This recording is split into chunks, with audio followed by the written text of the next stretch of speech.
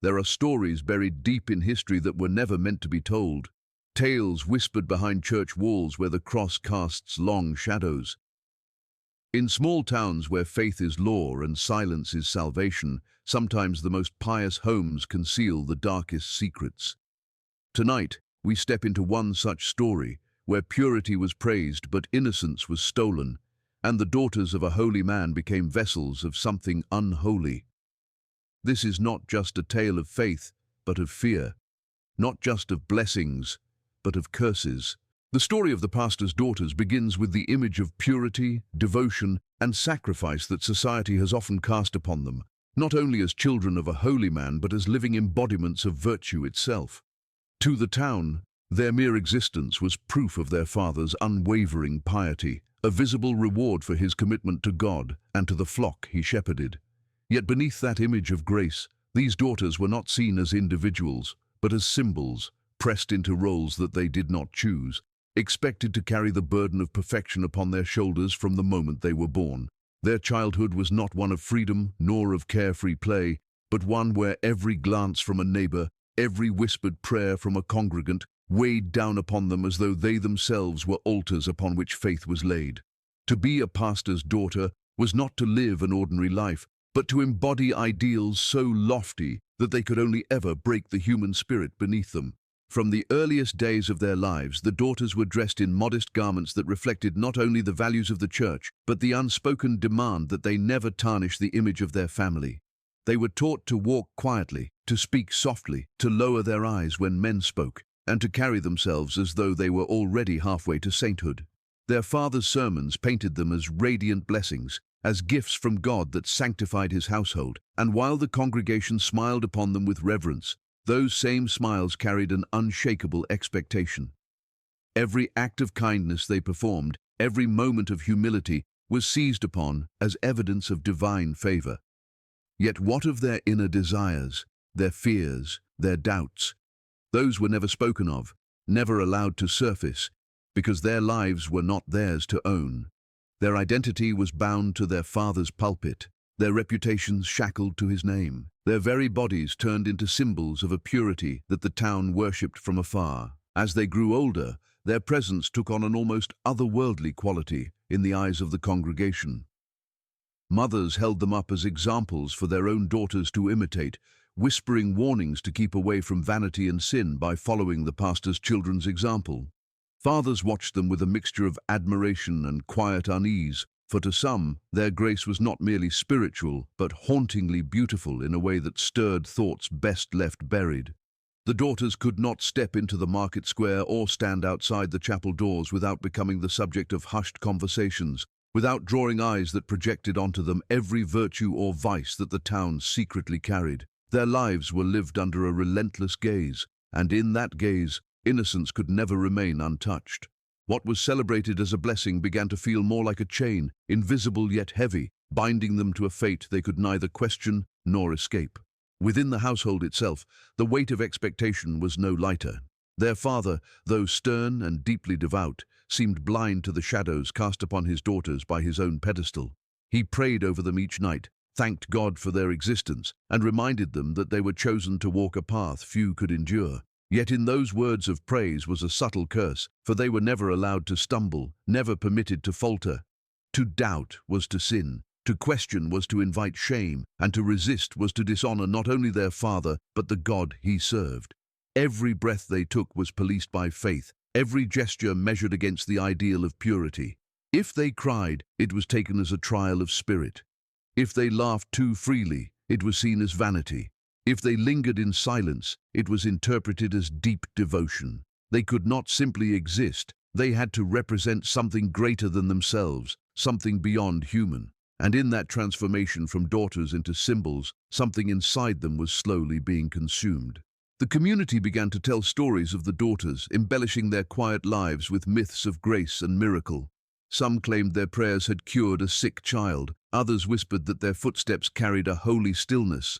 Tales spread like wildfire, not because the girls performed miracles, but because the town needed to believe in them as proof of their pastor's holiness. Every myth tightened the web around them, leaving them with no escape from the roles imposed upon them. Strangers from neighboring villages came to see them, not as children but as living relics of divine favor, and in their presence, the daughters learned to smile politely while swallowing the growing dread that came with being treated as sacred vessels rather than human beings. Their lives became less their own with each passing year, and though they tried to live within the boundaries drawn for them, the silence within their hearts began to echo louder than the hymns they sang. In truth, the supposed blessing of the pastor's daughters was nothing more than a mantle forced upon them, a weight that pressed into their souls until innocence twisted into something unrecognizable. To be symbols of purity is to be stripped of humanity, for symbols do not bleed, they do not cry out in loneliness, they do not wake trembling in the dark with unspoken fears. Yet these daughters did. They bore the heavy crown of grace, and beneath it, their spirits bent and cracked. They were seen not as individuals but as vessels of holiness, and in being lifted up so high they were left utterly defenseless against the shadows gathering just beyond the light. For the higher one is raised, the further one has to fall, and in their lives grace and shadow would come to walk hand in hand. Grace, in its most sacred meaning, was always presented as the hand of God, reaching down to bless the faithful, to heal the wounded, and to sanctify the lives of those who walked in His name. For the pastor's daughters, this idea of grace was sewn into every corner of their lives, woven into the fabric of their daily existence, until it became inseparable from their very identity. From the moment they could kneel in prayer, they were told they were chosen, marked by the divine, favored in ways other children could only dream of. The congregation whispered of their glow, their innocence, their unwavering obedience, and with each word of admiration, the daughters were elevated further and further from reality, perched on a pedestal so high that falling from it seemed inevitable. Grace was supposed to be a gift, but for them it became a mask, delicate, beautiful, and suffocating. This mask of grace did not simply rest on their shoulders.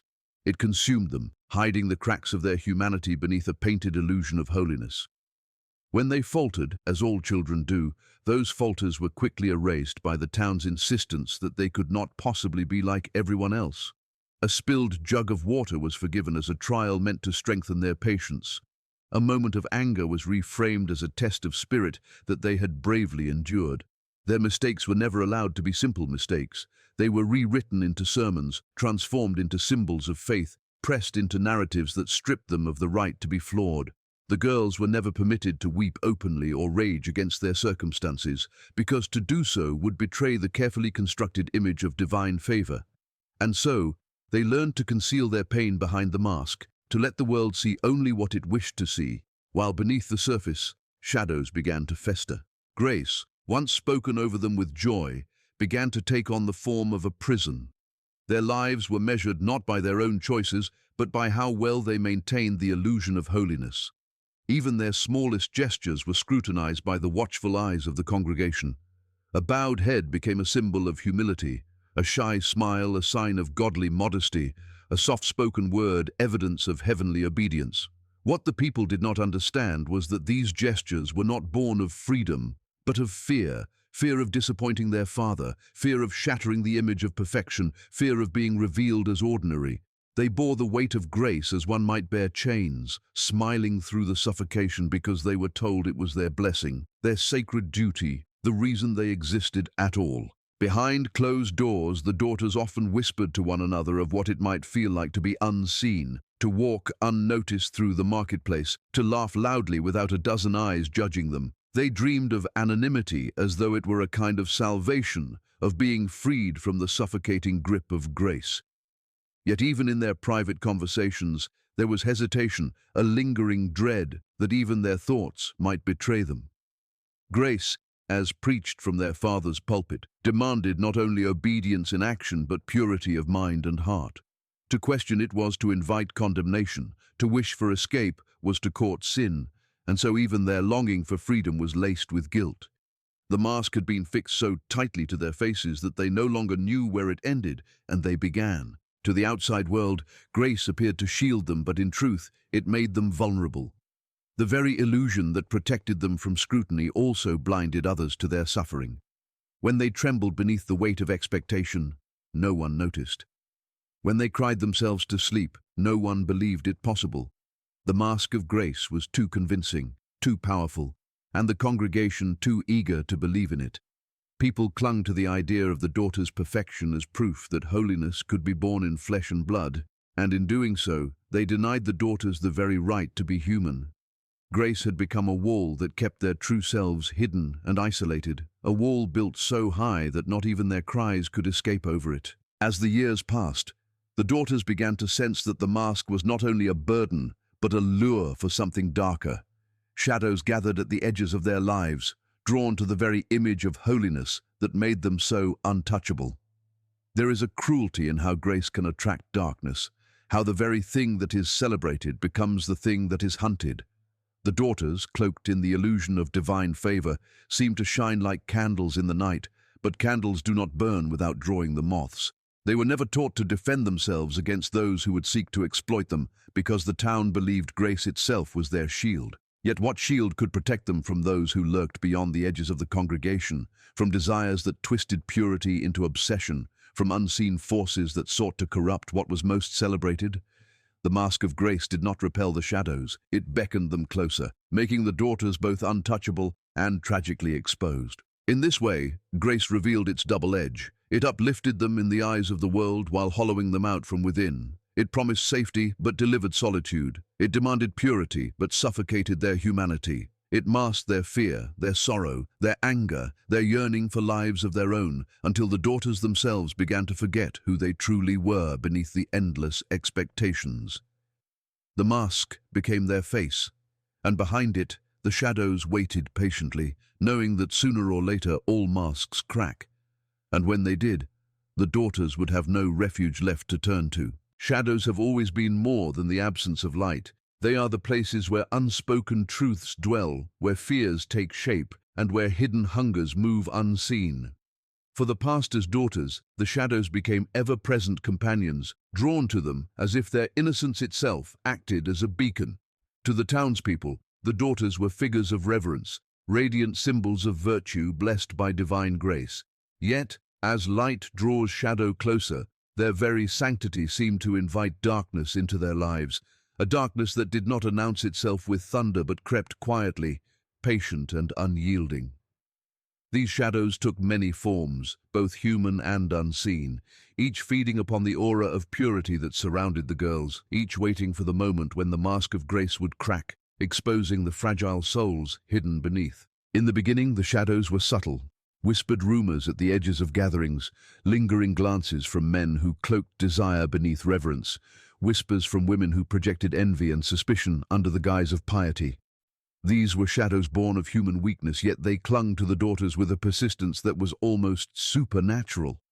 Every gesture they made, every word they spoke, was consumed and twisted by others, transformed into something heavier than it was meant to be. When one of the daughters smiled too long at a young man, tongues wagged about temptation and sin. When another sat in silence too often, people murmured of holy visions and divine visitations. The truth of their lives became irrelevant, replaced by shadows of interpretation that distorted every part of them until even they began to wonder if the shadows knew them better than they knew themselves. But not all shadows came from human mouths and eyes.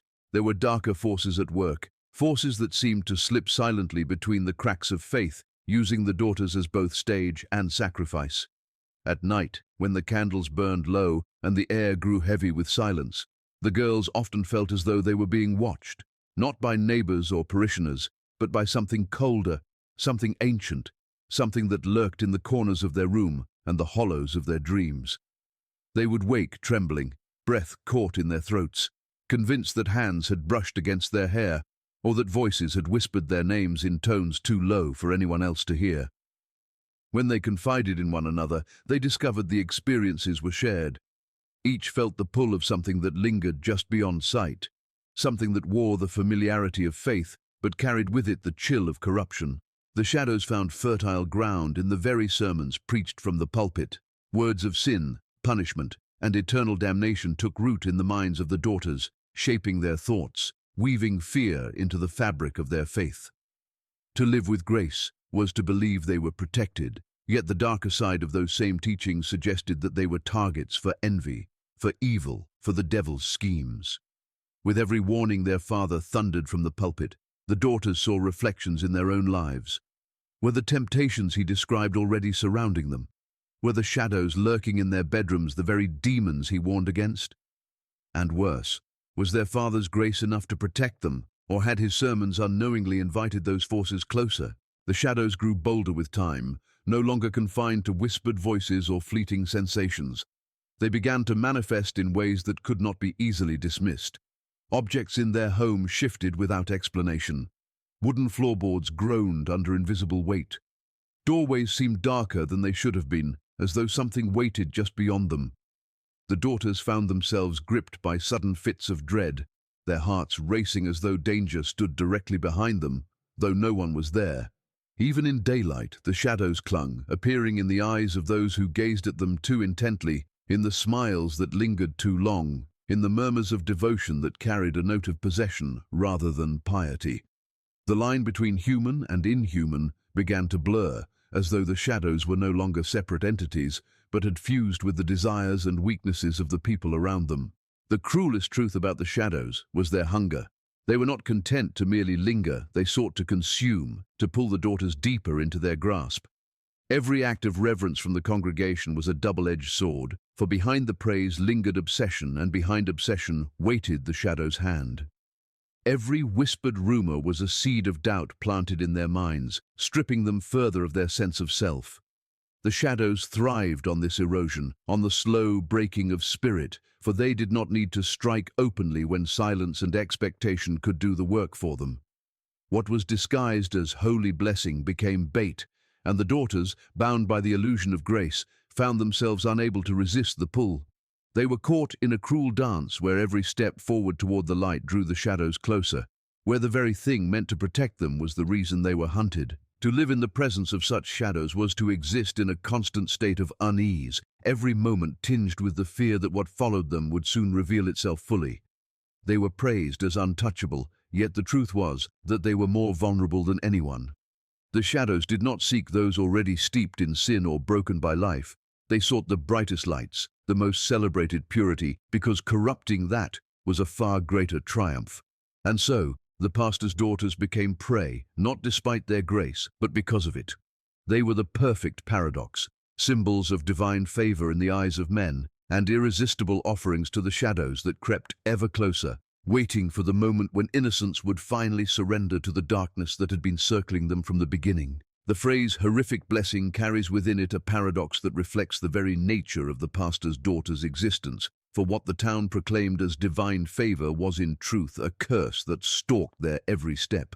A blessing is meant to bring joy, safety, and peace, yet theirs twisted into something suffocating, a mantle that bound them to a destiny from which there was no escape. To be celebrated as chosen children of a holy man meant that their lives were never their own, that every breath they drew was interpreted as a sign of providence, every sorrow hidden, every doubt silenced. The congregation rejoiced in their presence as though they were walking proofs of God's hand upon the pastor's household.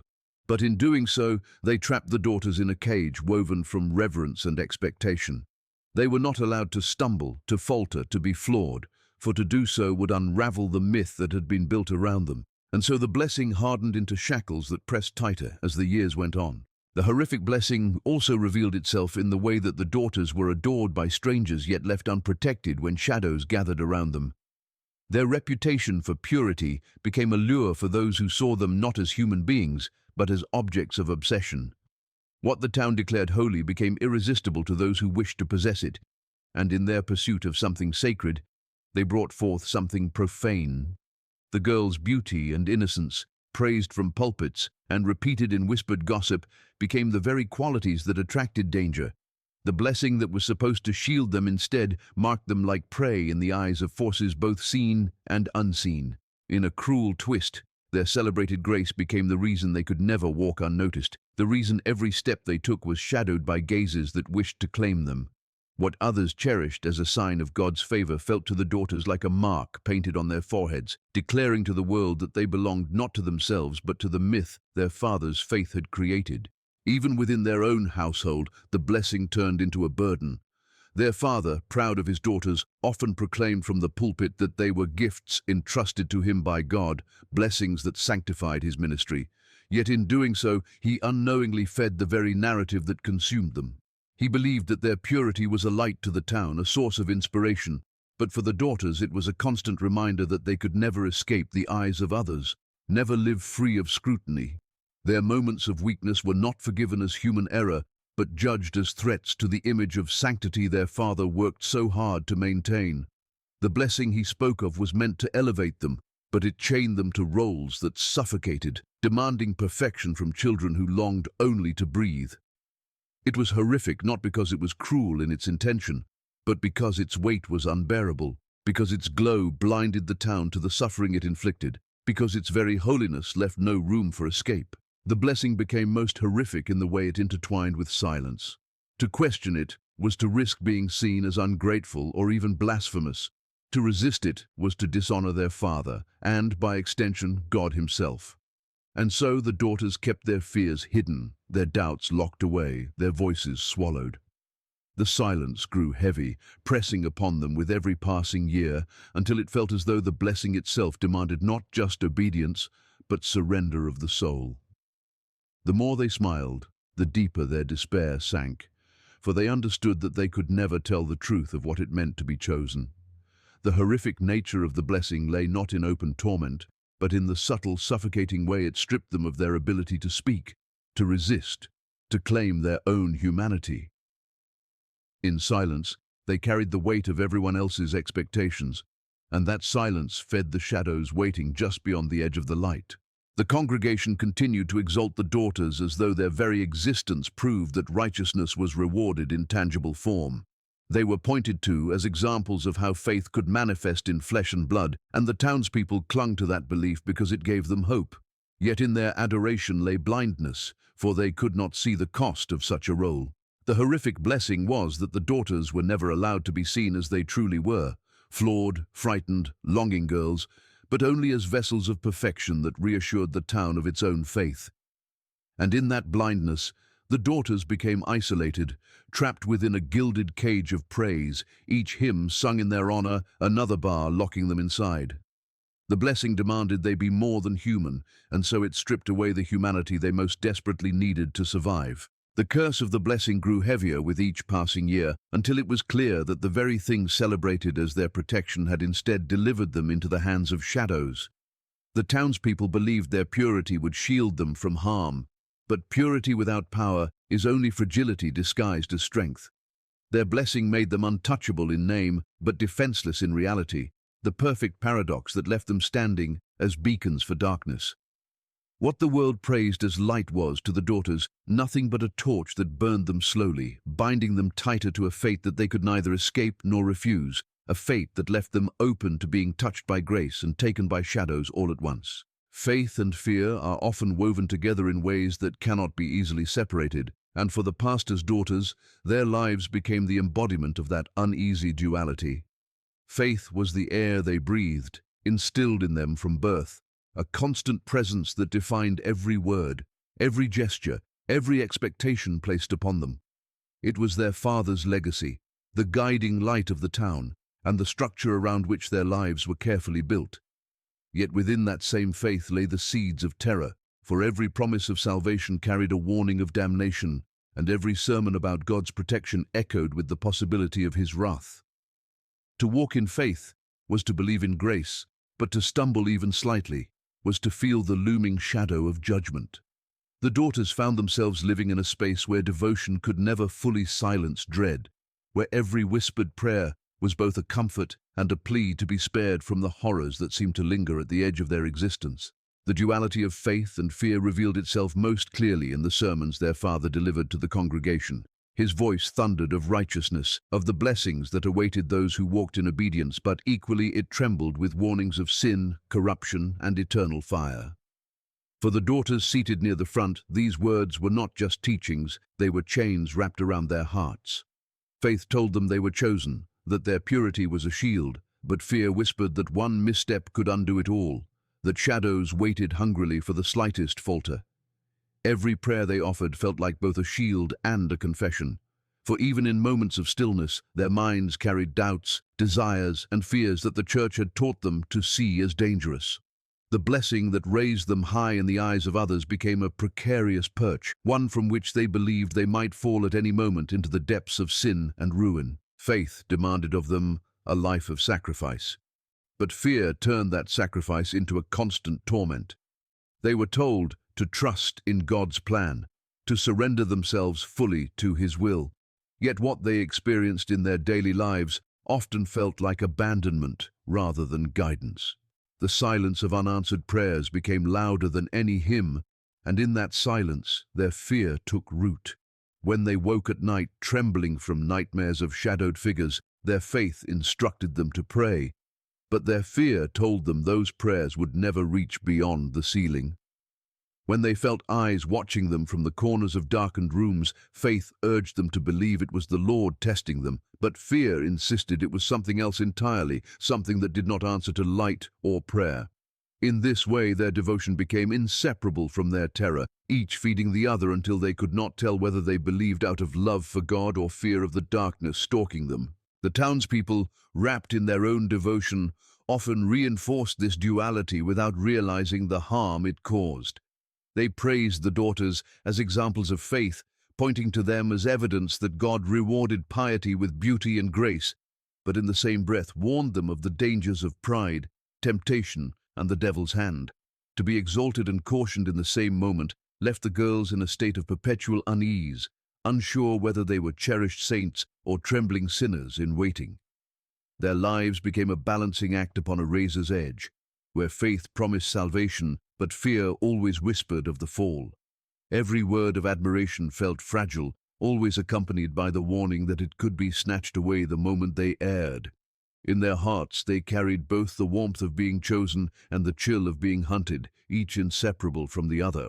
Even their own father, in his devotion, became a vessel of this paradox. He believed wholeheartedly in God's protection over his daughters, often speaking of them as living testaments to divine grace, yet his very fervor placed upon them the unbearable burden of perfection. His warnings about sin filled their hearts with dread, his insistence on purity left them fearful of their own humanity, and his faith, as unwavering as it was, cast shadows of its own. He never meant to harm them, but his words, heavy with the weight of Scripture, carved into their spirits a deep unease that no comfort could erase. For the daughters, faith in their father's God could never be separated from fear of his punishment, and so they lived each day as though under constant judgment, their hearts caught between devotion and terror. The duality of faith and fear seeped even into their private thoughts. When they tried to imagine a life beyond the walls of the church, beyond the endless scrutiny of the congregation, they felt a flicker of hope, quickly crushed by guilt. Faith told them that such desires were selfish, dangerous, a step toward ruin. Fear warned them that even thinking such thoughts was enough to draw the shadows closer. They found themselves policing not just their actions, but their very minds, terrified that one stray thought could condemn them. Yet in those forbidden daydreams, they felt the faintest spark of freedom, a fragile reminder that they were more than the roles forced upon them. But the more they tried to cling to that spark, the stronger the shadows seemed to press in, as if to remind them that faith and fear were their true inheritance, not freedom or choice. In the end, the daughters existed in a world where every prayer was laced with dread, every hymn shadowed by silence, every blessing bound tightly to a curse. Their faith uplifted them in the eyes of their community, yet their fear hollowed them out from within. The two could not be separated, for faith gave rise to fear, and fear drove them deeper into faith. Together they formed the prison in which the daughters lived, a prison whose walls were built not of stone but of devotion and dread, of whispered prayers and unspoken terrors, of promises of salvation entwined with the certainty of shadows.